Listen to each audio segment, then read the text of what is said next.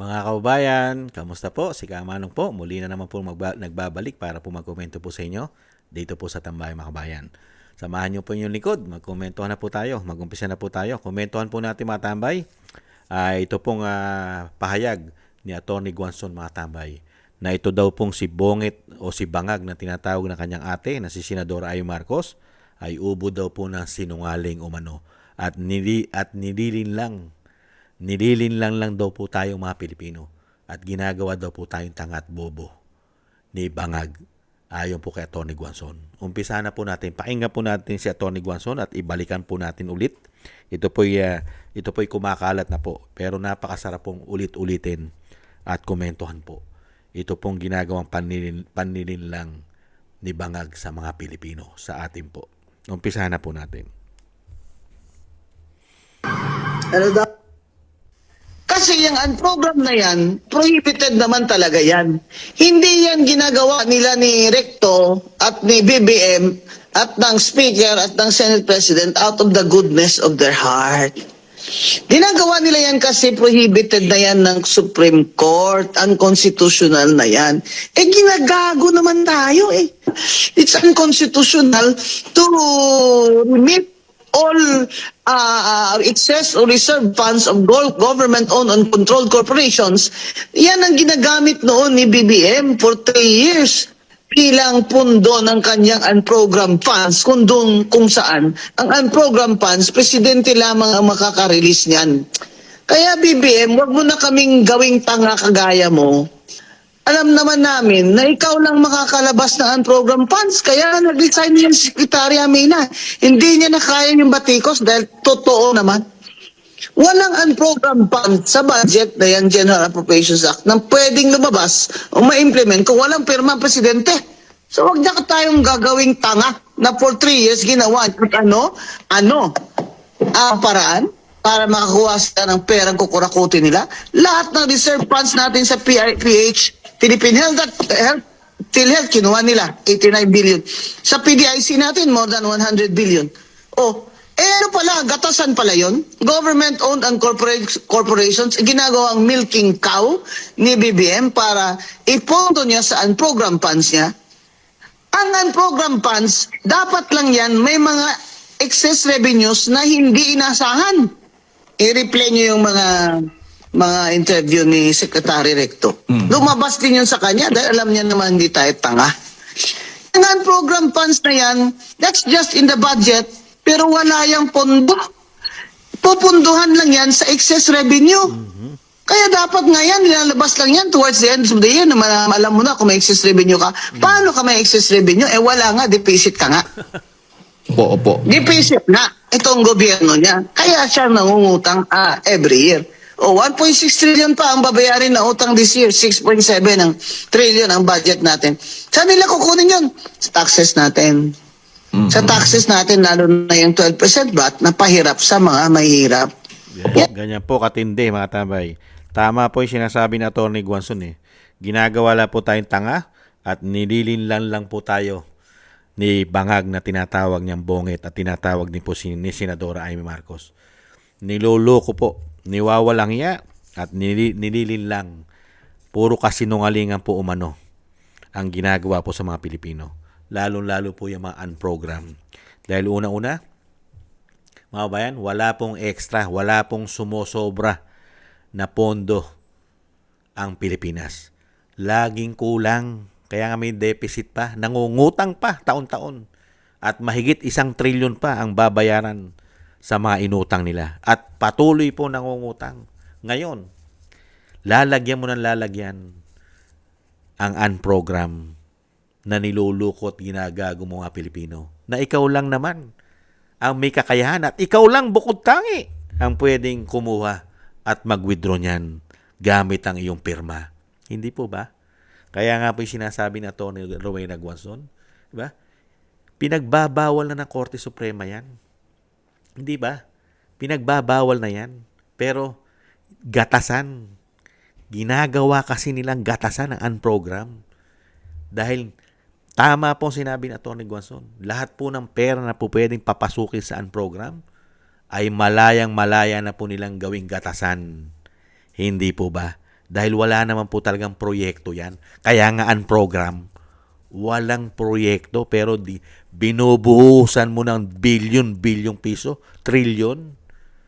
Kinukuhanan mo pa ng pera. Yan, totoo po yun.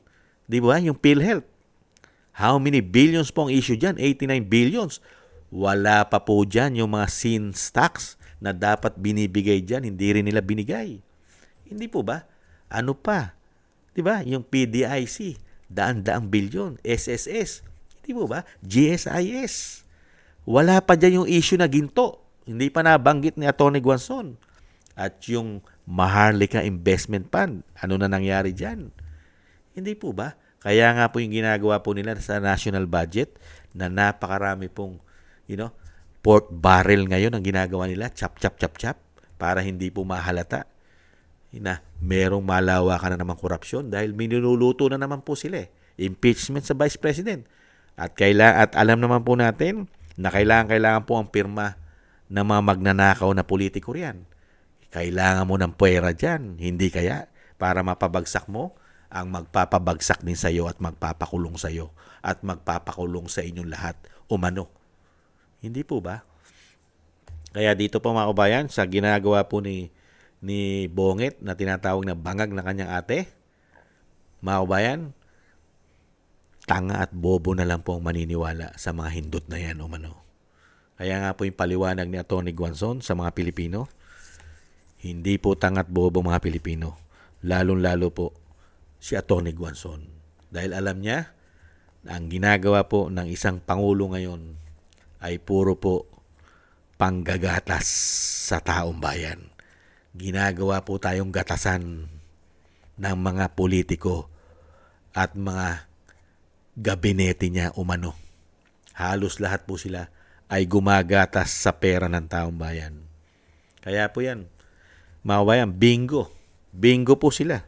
Lagi po silang bingo kay Atty. Guanzon, mga kabayan. Lalo-lalo po mga pinagagawa nilang pandarambong sa pera ng taong bayan. Kaya nga po umaasa po tayo mga kabayan na isang araw ang ating mga men in uniform, katulad po ng isa na isang colonel po na sinibak po nila dahil nga po yung isang colonel po na sinibak po nila mga kabayan ay nagpahayag po na hindi na po siya susuporta sa gobyerno na pinapaliwanag ni Atty. Guanzon na nililinlang ang taong bayan dahil lang po sa malawakang korupsyon at may bisyo pa na pulburon umano. Sana po dumami pa po ang mga men in uniform na talaga pong naglilingkod ng tama sa ating bansa. At syempre po mga kabayan, hangad po natin na dumami ng dumami po ang meron pong paninindigan, prinsipyo, mga kabayan, sa ating bansa. Hindi po ba? Dahil yan po ang kailangan ng taong bayan sa totoo lang. Mga katulad po ni Colonel Audi Mongao. Kahanga-hanga po ang isang coronel na si Colonel po ng Philippine Army. Si Colonel Audi Mongao. Sana po marami pa pong gumising dahil nagising po si Colonel Mongao. Sana po sundan po siya mga kabayan para naman po matapos na po ang paghihirap ng mga Pilipino at ang pagkakabaon natin sa utang sa mga nanunungkulan sa ating bansa na wala raw po sila accountability sa mga pinagagawa nila. At syempre, lagi po nakatago ang ulo nila pag sila po ay nabibisto na umano sa ginagawa nila perwisyo pagnanakaw sa ating bansa. Sana po, dumami po mga kabayan. Dumami pa ang katulad ni Colonel Mongao na makita po ang ginagawa po ng pamahalaan, lalo-lalo po sa korupsyon. Maraming salamat po Atty. Guanzon sa napakaganda po niyong paliwanag sa ginagawa po ng pamahalaan, lalo-lalo po na tinatawag na bangag at nibonget ng kanyang ate, ang ginagawa po sa pera ng taong bayan, lalo-lalo po sa kanyang mga unprogram, mga kababayan. Thank you po at mag-iingat po kayo. Ingat-ingat po. Dahil alam naman po natin, lahat po ng kumakalaban at nagpapahayag po ng tama para sa bayan ay nabibigyan po ng napakatinding pamumulitika at kinakasuhan pa nila ng inciting to sedition o rebellion. Hindi po ba? Ingat-ingat po Atty. Guanzon. At syempre, thank you po sa mga gusto po natin tambahin mga kabayan. sa YouTube at TikTok, at ganoon din po sa ating mga subscribers, sa ating mga sa ating po mga nagko-comment na mga kababayan. Thank you po sa mga nagko-comment, like, share, and subscribe. Mabuhay po kayo mga kababayan. Shoutout po sa inyo lahat. At thank you rin po sa mga nagbibigay po ng tulong. Shoutout po sa inyo kay Eric Hershio ng Canada, kay Annie Jo, kay Tatay Nick ng Canada, kay Balance Vision TV, Gay at Shena, kay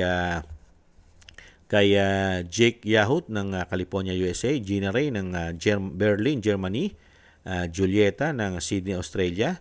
Thank you po sa inyo mga kabayan. Ingat po, lalong-lalo po sa inyo po mga paggawa. At syempre mga kabayan, yung ating pong dasal at panalangin para po sa ating buong sambayanan at sa pamilya Duterte, sa ating Vice President, ganoon din po sa dating Pangulo, na tayo pong lahat ay maingatan sa kapahamakan at makalabas po sa lalong mabilis ang dating Pangulo. Thank you po sa mga dasal mga kababayan.